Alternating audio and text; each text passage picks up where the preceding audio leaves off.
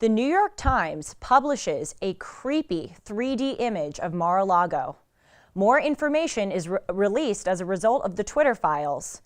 Congress announces a sinister spending bill, and I give a history of the remarkable story of Christmas. I'm Julie Hartman, and this is Timeless.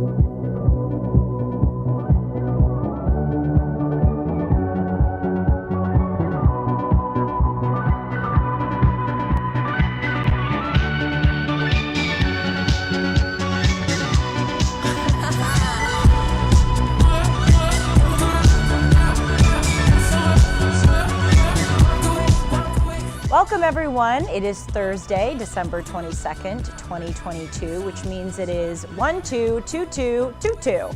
How about that for a tongue twister?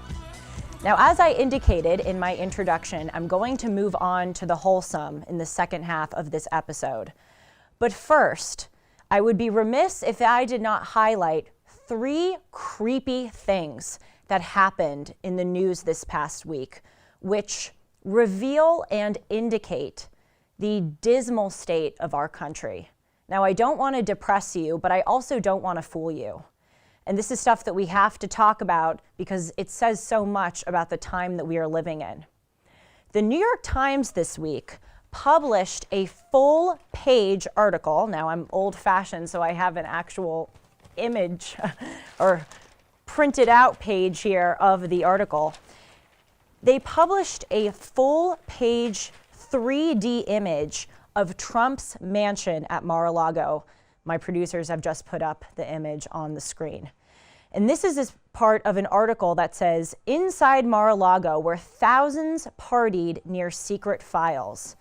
And it's attempting to argue that Trump was careless with the documents, that he just left them around Mar-a-Lago, and all of these people have come to Mar-a-Lago over the past few months and could have had access to these classified materials. But the extent to which they show the details of the compound is really just odd. They have a visual of Trump's stairway leading to his office, which they highlight in red. They also show arched doorways which lead to storage areas. They flag where the Grand Ballroom is. They flag where the spa facility is. They even flag where the Trump family suite is. Now, my question is, why is publishing a 3D image of Mar-a-Lago necessary to this story? Can't they write a story where they say that Trump may have been careless with where he left documents without showing, again, a 3D image of where the former president of the United States lives? When President Obama was in office, he left the White House with 33 million documents.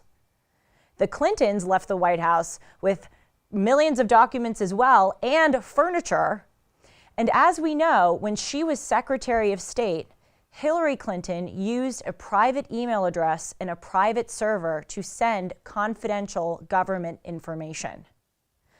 Can you imagine if the New York Times published a 3D image of the Clintons' estate in Chappaqua or the Obamas' mansion in Martha's Vineyard?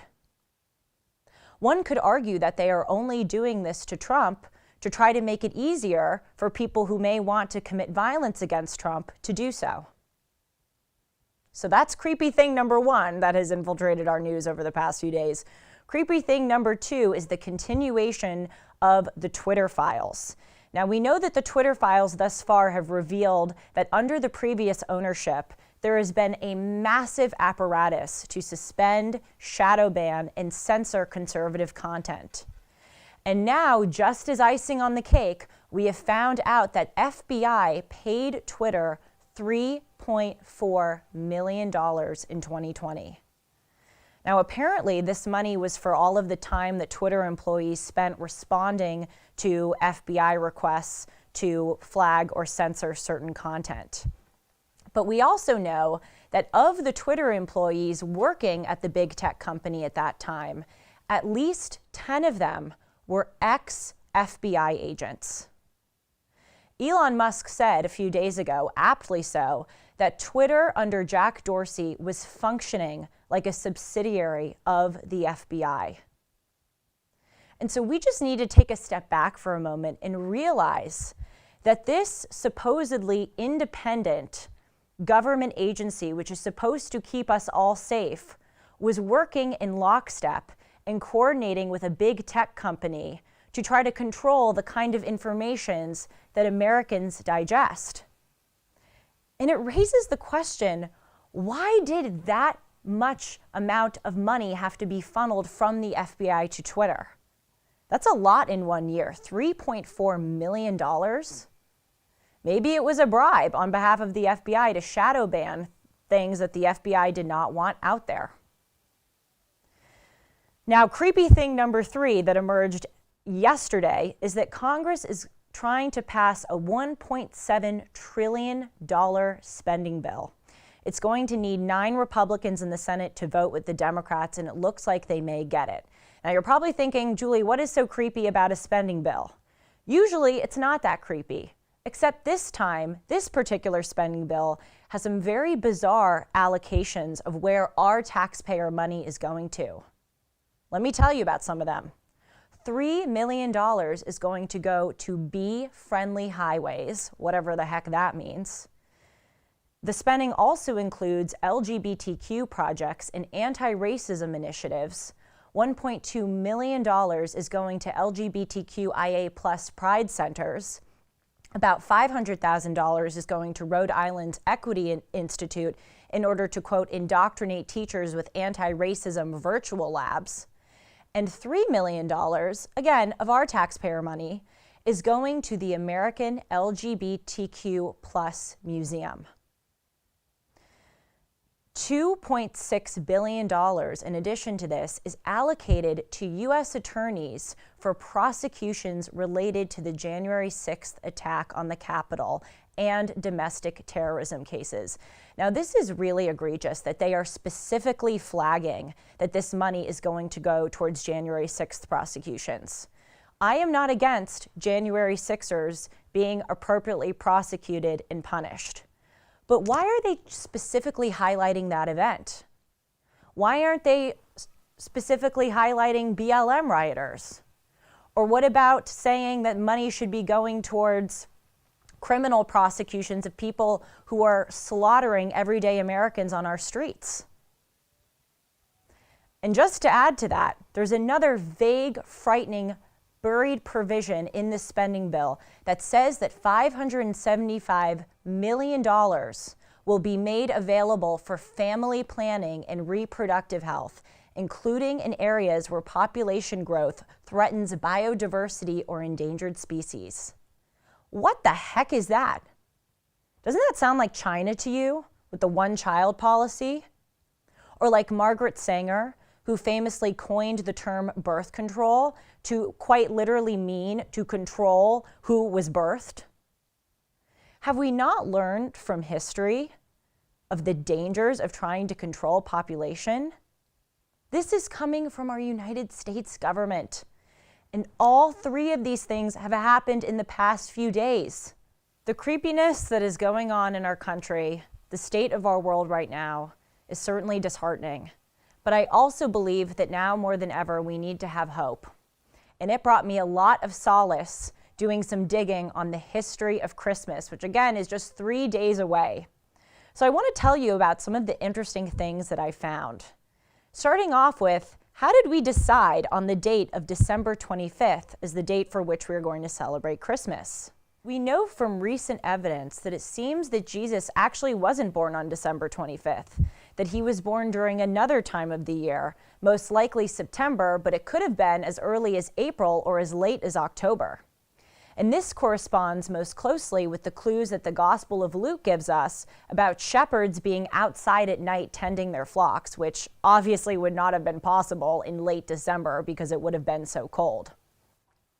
So it was the Roman Emperor Constantine at the confirmation of Pope Julius I who picked December 25th as the date to celebrate Christ's birth.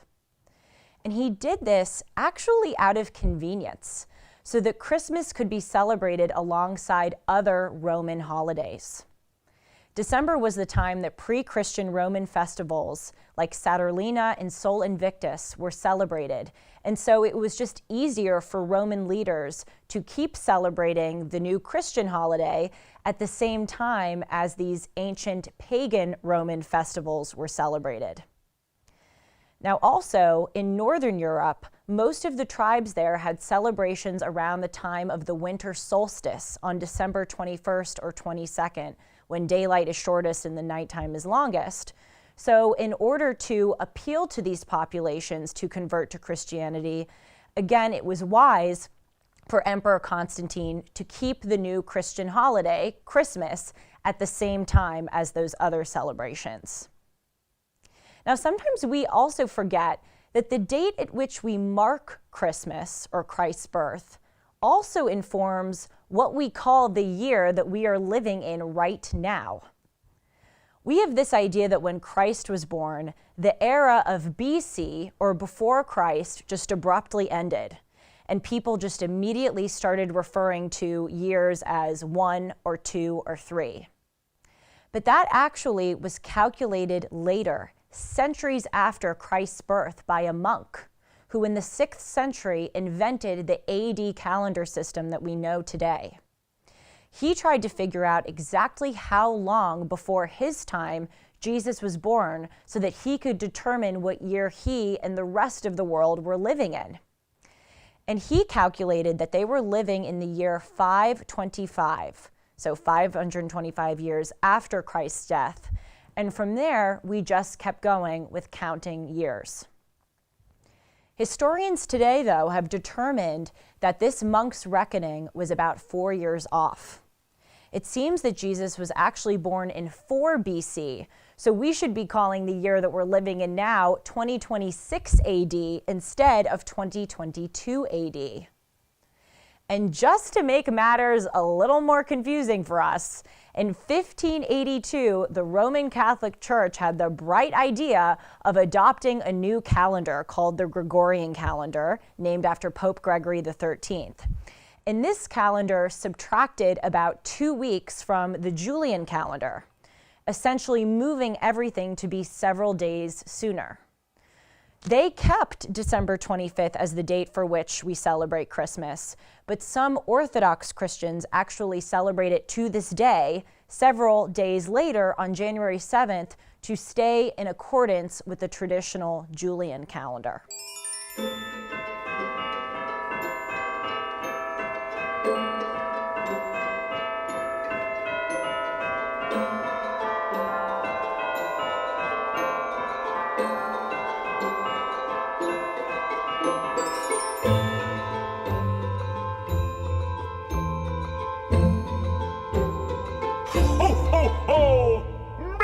Christmas!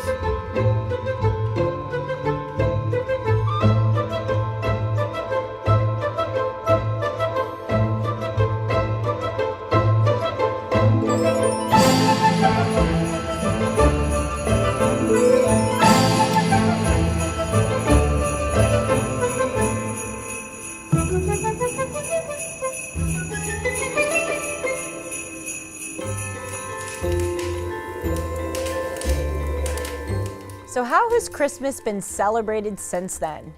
In the Middle Ages in Europe, Christmas was actually celebrated with a drunk, carnival-like atmosphere, much like Mardi Gras is today. But by the early 1600s, religious reform was coursing around Europe, and it changed the way that people observed Christmas. When Oliver Cromwell and his Puritans took over England and beheaded the king in 1649, they vowed to rid the country of decadence. And because Christmas was celebrated in this rebel-rousing, hedonistic way, they actually ordered Christmas not to be celebrated. It's difficult for us, obviously, to conceive of this now because Christmas is arguably the most popular Christian holiday. But back then, Easter, or the date of Christ's resurrection, was far more important than the date of his birth. So for over a decade while Cromwell was in power, England did not celebrate Christmas until Cromwell died and the monarchy was restored in 1660. And across the pond in the American colonies, the Puritans who controlled the government in Massachusetts banned Christmas from 1659 to 1681. Although Christmas was allowed in Massachusetts after that and was celebrated elsewhere in the colonies in places like Virginia, it was not the leading holiday that we know today. But it became a leading holiday in the West thanks in large part to American storytellers. This is one of the many reasons why it is insane that there are large swaths of Americans today who think that we have something to be ashamed of with our history and our culture. Let me tell you what Americans have done to make this holiday magical. As late as the 1800s, Christmas was still not a big holiday in the United States until 1819, when Washington Irving, who was an American writer, published a series of stories about the celebration of Christmas in an English manor house. In these stories, he beautifully described Christmas as a warm, generous holiday where people of different classes and backgrounds could mingle and interact with one another and enjoyed each other's company. And even though Irving claimed to be recounting ancient customs for his American audience, it seems that many of these quote-unquote ancient customs had been created by him for these stories, and this became the template for the traditional American Christmas. Washington Irving's imagination of Christmas as a time for charity and goodwill was continued and made even more famous by Englishman Charles Dickens' publication of A Christmas Carol in 1843.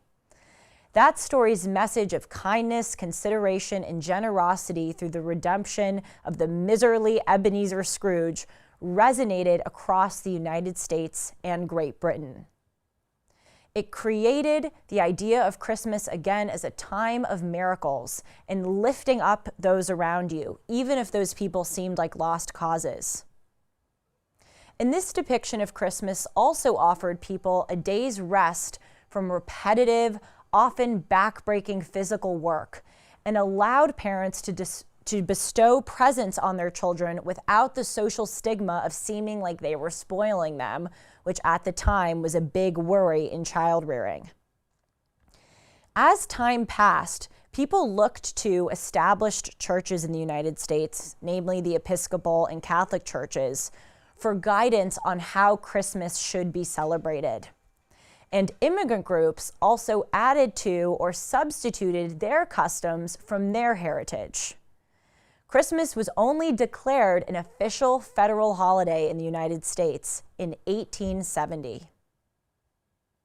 And although Americans imagined in the 1800s and still imagine today that we're keeping alive centuries-old traditions of Christmas, we were actually reinventing the holiday to suit the needs and tastes of our growing country. So finally, how did the legend of Santa Claus emerge? Saint Nicholas was actually an early Christian saint who was born in Turkey, of all places, in 280 AD. He became known for giving away his wealth and being a traveler or a wanderer who helped the poor, the sick, and needy children. In the late 1700s, Dutch settlers in New York began to honor his death. They called him in Dutch Sint Nicolaas, which was shortened to Sinterklaas, which eventually came in the United States to be known as Santa Claus. Then in 1822, an Episcopal minister named Clement Clark Moore wrote the work A Visit from St. Nicholas, which we know today as 'Twas the Night Before Christmas. This poem portrayed St. Nicholas as a man who flew across the sky in a sleigh pulled by reindeer and delivered presents to children. And in 1881, a German-born cartoonist, Thomas Nast, who had become famous as an illustrator for the Union in the Civil War, drew the image of a portly man with a flowing white beard dressed in a red suit that we now accept as the way that Santa Claus appears. Also, just for fun facts, the poinsettia plants that we associate with Christmas are named after Joel Poinsett, who brought them from Mexico, and Robert L. May, a New York-born businessman, created the story of Rudolph the Red-Nosed Reindeer as part of a Christmas season marketing campaign for the Montgomery Ward department store.